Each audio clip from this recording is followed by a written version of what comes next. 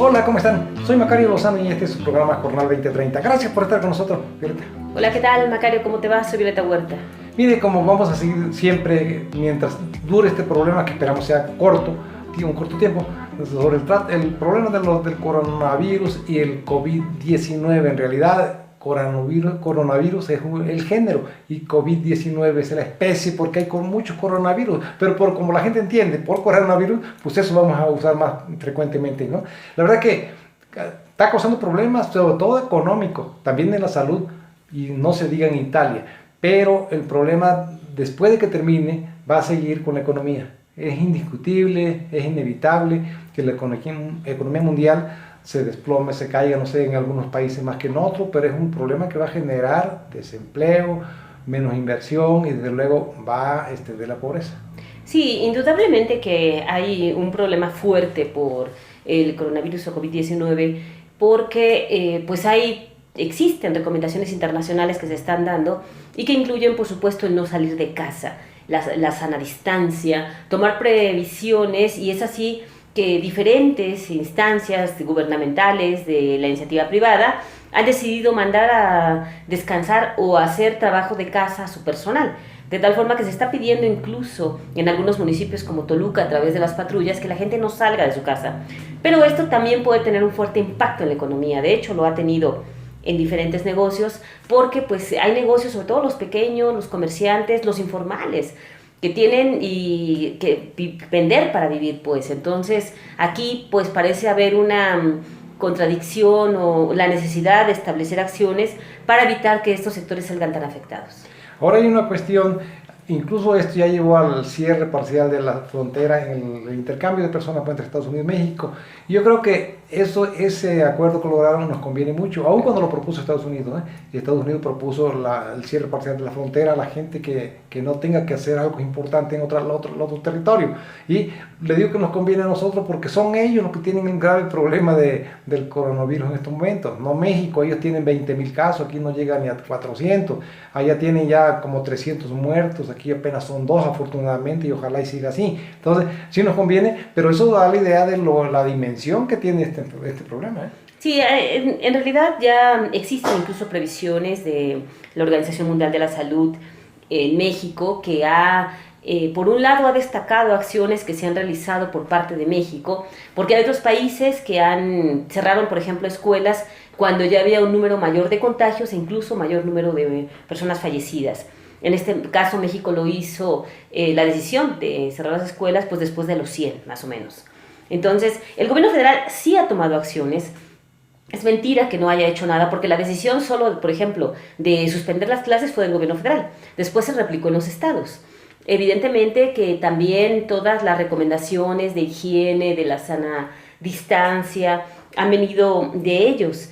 Y también hay que admitir que hay quien está politizando este tema de manera vergonzosa, porque este tema es de salud, es una prioridad para todos y no tiene que ser utilizado ni de un bando ni de otro para golpear ni al gobierno ni a la oposición. Es ruin pues tratar de sacar raja política de una situación delicadísima, que es un riesgo que nos encontramos los mexicanos, pero yo creo que además el gobierno del país tomó medidas apropiadas preventivas antes de que apareciera incluso el primer caso de coronavirus, lo que no ocurrió en otros países. Precisamente México, bueno, la ONU lo puso como ejemplo de medidas preventivas con mucha anticipación, pero eso nadie lo dice, al contrario, ¿no? Ha habido opositores que dicen que no está haciendo nada, que nunca hizo nada y que debe hacer más, que haga como Italia. Pues Italia lleva 5,000 muertos, no puede hacer medidas equivalentes a un país que tiene 5,000, pues tampoco. Si así, con las medidas que están tomando, la economía va a decrecer, que de por sí también tenemos que ser honestos y reconocer que estaba mal, no estaba bien la economía, pero esto viene a agravar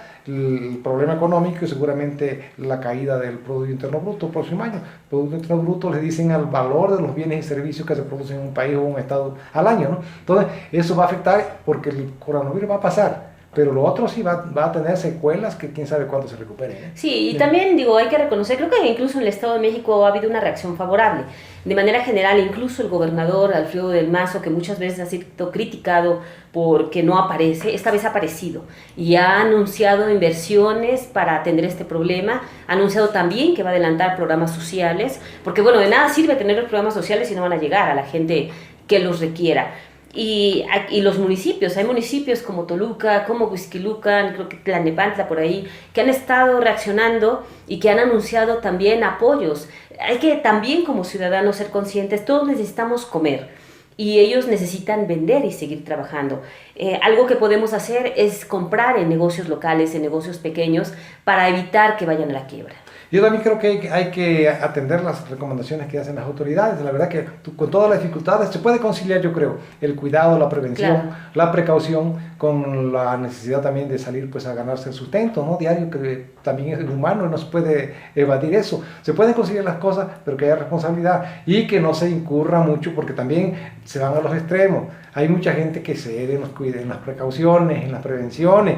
Ahora, eso que exceden en las prevenciones no pasa nada, porque es preferible que se excedan a que sea insuficiente la prevención.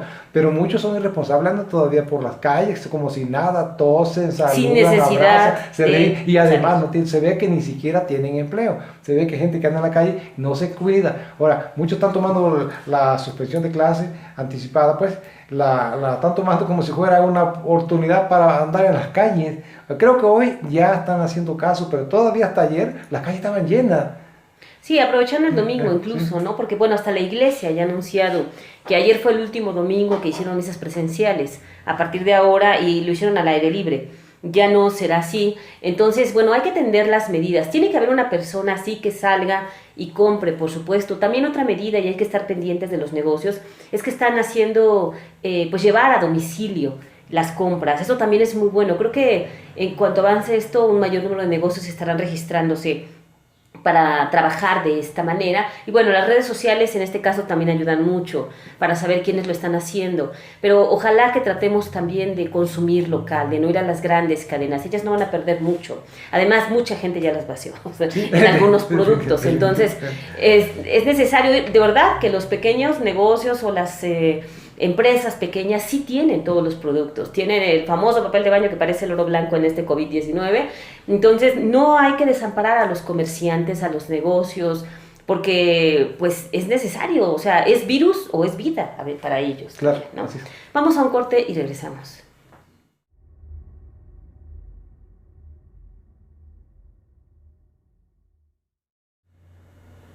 Mire, sobre el mismo tema del coronavirus o COVID-19, vamos a comentar el caso de lo que está pasando específicamente en dos macroindicadores de la economía mexicana, que es la Bolsa Mexicana de Valores y también el peso. La verdad que hay una especulación, se ve muy grande, se ve una arremetida contra el peso, pues contra los especuladores, y yo creo que con dos propósitos. Por una parte, pues afectar las reservas internacionales, también quizás sacar capitales del país, pero sobre todo también afectar al gobierno, porque no hay razones válidas desde el punto de vista de la economía para que la moneda mexicana esté hasta en 25 pesos por dólar, porque generalmente la devaluación de una moneda frente a otra se da cuando la economía está muy bien y la otra está muy mal. Pero en este caso Estados Unidos también, ya desde antes de este problema del virus, ya venía su economía descendiendo su ritmo de crecimiento y había estancamiento, había alto desempleo. Entonces la economía mexicana, la economía estadounidense no está como para que el peso valga 25 pesos, el dólar valga 25 pesos. Sí, evidentemente aquí hay un problema de especulación, como tú señalas, y que, bueno, porque de repente también vemos en redes que pues todo le están achacando, en este caso al presidente Andrés Manuel López Obrador, ¿no? El escenario y todos los indicadores pues son internacionales. Aquí hay muchísimas cuestiones que están influyendo para que el dólar esté ganando al peso mexicano, pero bueno, también la especulación pues es irresponsable. Y además sobre todo la especulación de orden internacional, porque Estados Unidos, ya insisto, la economía no está bien ahora en estos momentos, está mal y no hay por qué revaluar el dólar. Y nadie ha sabido explicar por qué ocurre eso. Pues ocurre precisamente por la especulación. No hay una explicación lógica, sino porque pues, hay una voracidad por los dólares, incluso para limpiar capitales. y para también sacar capitales del país, que muchas veces también esos capitales son de origen, pues cuando menos no muy claro, si no es que ilegítimos o ilegales, y todo eso tiene que ver, por eso está el peso como está. Y ocurre también en las bolsas. Las bolsas, y en el caso específico de México, la bolsa no debería tener estrago, ningún quebranto. ¿Por qué? Porque en el mundo las tasas de interés son muy bajísimas. Estados Unidos acaba de reducir su tasa líder a casi a 0.25, o sea, un cuarto de punto porcentual. México lo redujo, pero lo redujo al 7%. La tasa de interés en México es veintitantas veces más grande, más alta que la de Estados Unidos. Entonces es atractivo invertir en México. Si se están cayendo porque hay una especulación también. Y aquí no creen que un economista famoso, que yo le tengo mucho respeto por sus conocimientos, pero decía el otro día, es que si alguien tiene 1,000 pesos en la bolsa y se va a 500, pierden todo. No es cierto.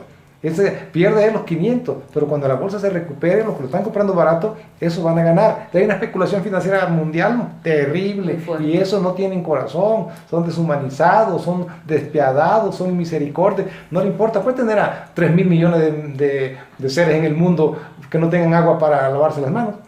Sí, evidentemente que todos estos son problemas que afectan a todo el mundo, que afectan a todos los países, por supuesto a México, pero que son decisiones internacionales que se están tomando por un sector privilegiado, en este caso, y que bueno, como pues tú mencionas, ¿no? En este caso también aprovechan la caída de la bolsa, compran acciones baratas y después las venden caras. Sí, porque se van a recuperar los valores del mercado.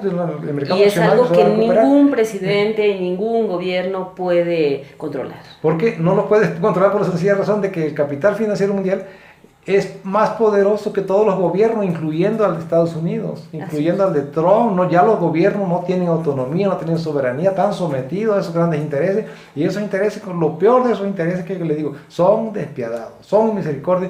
No le importa pues la pobreza del mundo entero, con tal de que ellos tengan ganancias, además que elevadísimas. Yo creo que hay una cuestión también que habría que verlo, no sé, los especialistas en cuestiones psicológicas, porque una gente que tiene todo ese capital, que quiera más todavía a costa de empobrecer a los otros, eso ya es enfermedad. Sí, la verdad es que, y además daña mucho. Definitivamente. Y también vamos a referirnos a este problema que generaron al presidente desde la Cámara de Diputados Federal, su propia bancada, la bancada de Morena, pues, es el hecho de haber aprobado, creo que la otra vez lo comentaste más o menos, de haber aprobado que haya reelección. Digo, ya la reelección era un principio constitucional desde el 2014, desde el gobierno de Peña y cuando gobernaba el PRI, pero ahora reglamentaron esa disposición constitucional para que pueda haber reelección de alcaldes, de diputados federales y senadores.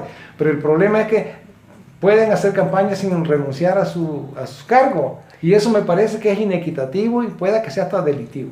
Eso es algo que se criticó muchísimo, por supuesto, en una sesión donde la oposición además no estuvo. Los únicos que estuvieron ahí, creo que dando la batalla, fueron los del Movimiento Ciudadano, pero PAN, PRI, PRD prefirieron no estar con el argumento de la emergencia sanitaria, y la verdad es que también es una actitud un tanto irresponsable de la oposición en ese sentido.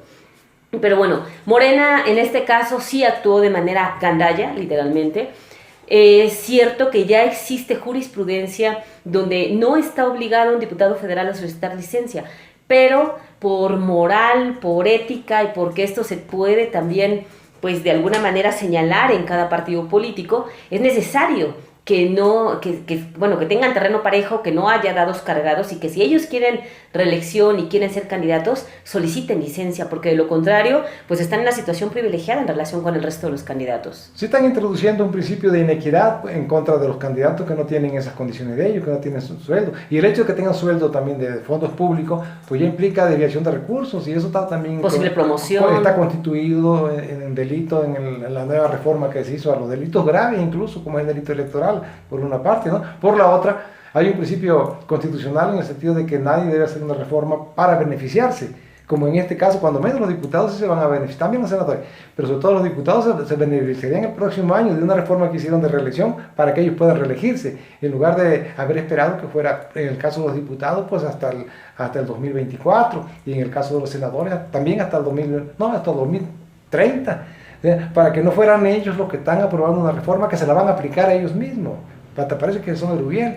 Sí, hay que tener presente que la reelección ya existe, como lo hemos señalado. Sí. Es algo que se permitió a raíz del 2014 y que empezó a operar en las elecciones de 2018. Tan es así que en el Estado de México hay alcaldes y diputados que están bajo esa figura ya de elección consecutiva y que podrían volver a estarlos si sus partidos los vuelven a postular, de hecho. Pero bueno, aquí lo importante es ver qué va a suceder, porque el presidente Andrés Manuel López Obrador ya señaló que no está de acuerdo. El coordinador de los senadores de Morena, Ricardo Monreal, también ya se pronunció en contra de esto. Entonces es previsible que en el Senado no pase, porque además la mayoría en el Senado de Morena es distinta y de sus aliados, no es calificada. Pero bueno, con todo esto que se ha señalado, es posible que se corrija y que esto no se permita. Ahora, a mí me llama la atención también de la oposición, sobre todo porque no han dicho que está mal. No fueron, no debatieron, pero no han cuestionado ni han dicho que no debe ser... Porque también se benefician. Pues efectivamente, porque también ellos quieren reelegirse, también son diputados y también son senadores. Claro. Entonces, eso también me parece que es muy, pues también gandalla, ¿no? Sí, por supuesto, porque finalmente ellos no fueron y pueden poner de pretexto la emergencia, pero el tema aquí es que pues no quisieron votar en contra de algo que los puede beneficiar. Esa también es otra lectura para el PAN, para el PRI y para el PRD, ¿no? Sí. Que se ausentaron. Sí, definitivamente. Y ahí está el tema, pero bueno, vamos a ver qué pasa. Nosotros apostamos a que después de todo esto el Senado va a corregir y no va a pasar la reforma. Vamos a ver, regresamos. Inteligente.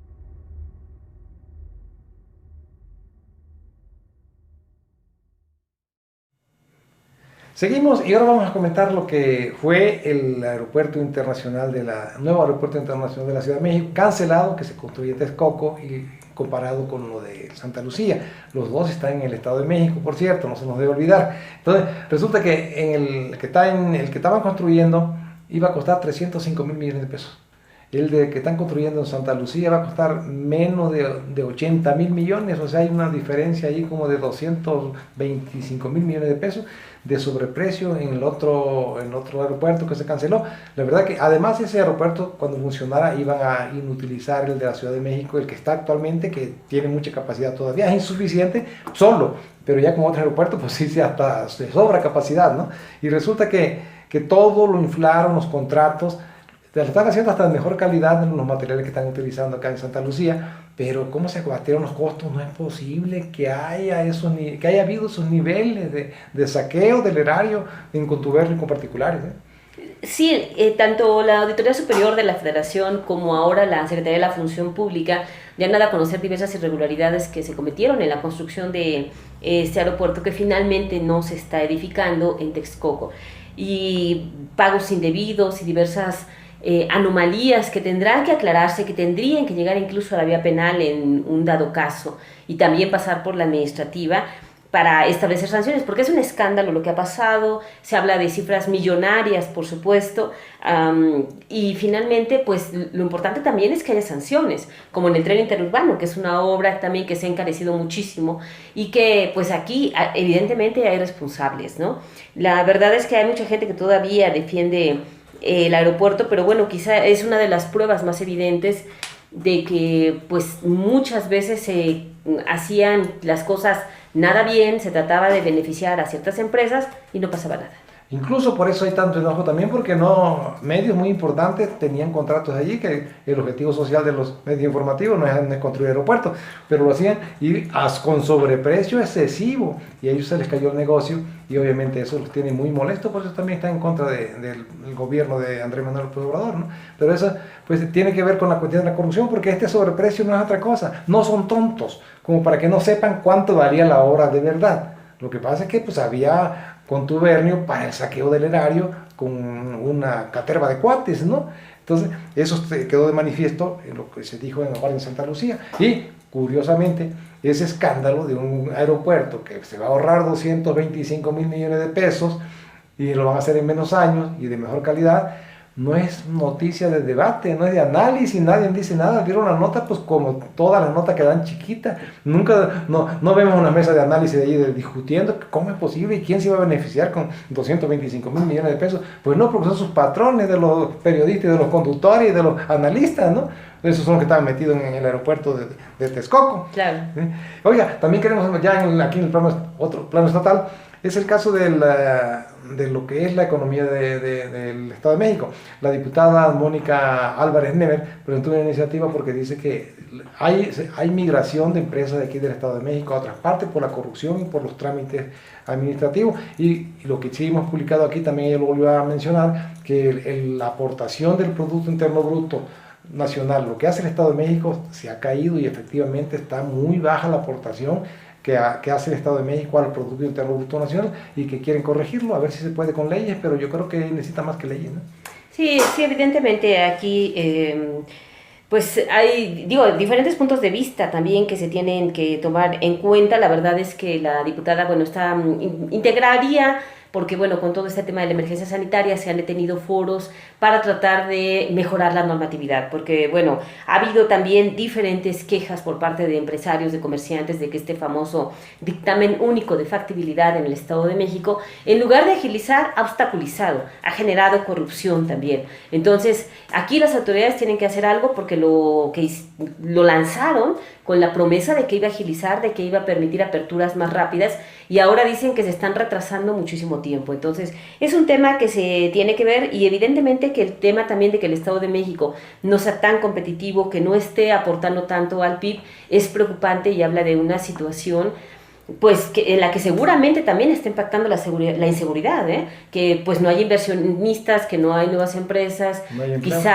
y eso genera, claro, que no haya empleo nuevo, porque pues seguramente no hay las condiciones, y entre esas condiciones se requiere infraestructura, pero también seguridad.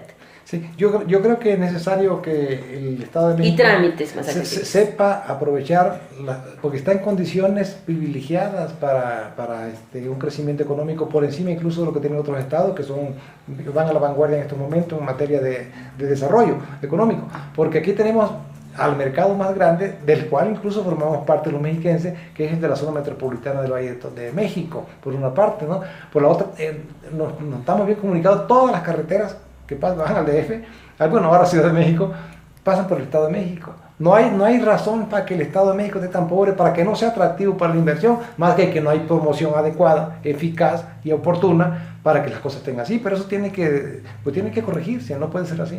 Sí, evidentemente que aquí hay mucho por hacer, ¿no? Sí. Oiga, también vamos a un tema que parece más chisme, pero es cierto.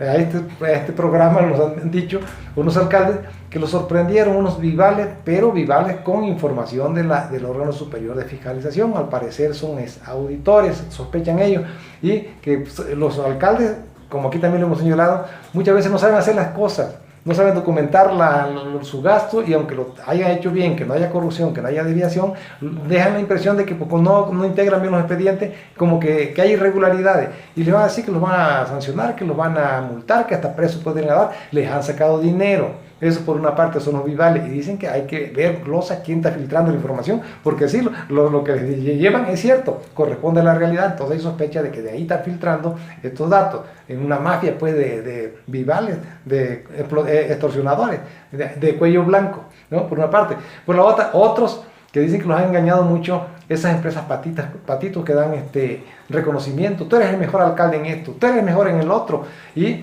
en uno y otro caso se llega a la paradoja de que no pueden denunciar, porque todos van a parecer como tontos. Es decir, si uno no ha cometido acto de corrupción, lo vienen a espantar que cometió acto de corrupción, que lo van a echar preso y les quedan sacar dinero, pues es tontería, ¿no? Por una parte, también creerle a los otros que tú eres el mejor, pues también es tonto. Entonces van a quedar impunes todas estas extorsiones y este chantaje, ¿no? Sí, evidentemente que aquí los alcaldes, bueno, el primero es una alerta, por supuesto, al órgano superior de fiscalización, que habría que ver si son los actuales o los que han salido en este cambio que se ha dado con la llegada de Miroslava Carrillo como nueva titular de esta institución. Pero es muy grave, por supuesto, porque en cualquiera de los dos casos se está filtrando información que tiene que ser secreta, porque es derivado de investigaciones, de lo que se está presentando al órgano para que se investigue.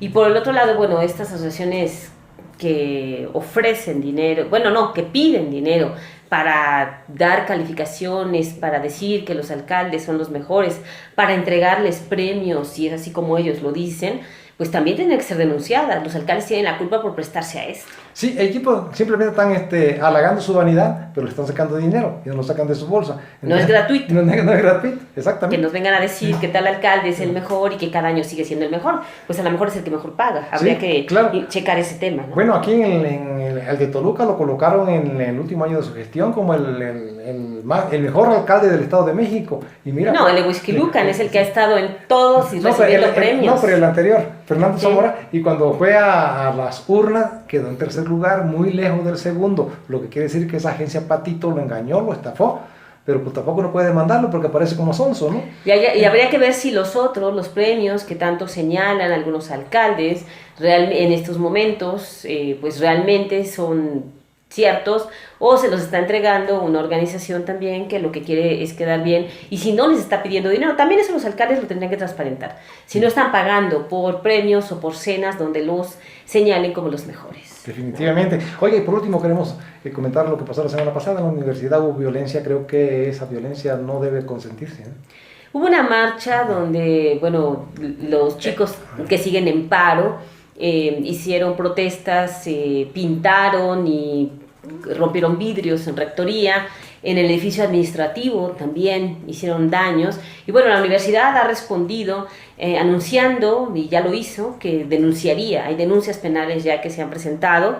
Este tema no había llegado a este grado, por primera vez sucede, el Consejo Universitario y los académicos lo están respaldando. La lucha de los chicos y las chicas, de las chicas inicialmente también, por supuesto, por las denuncias que se hicieron, tienen evidentemente toda la razón del mundo.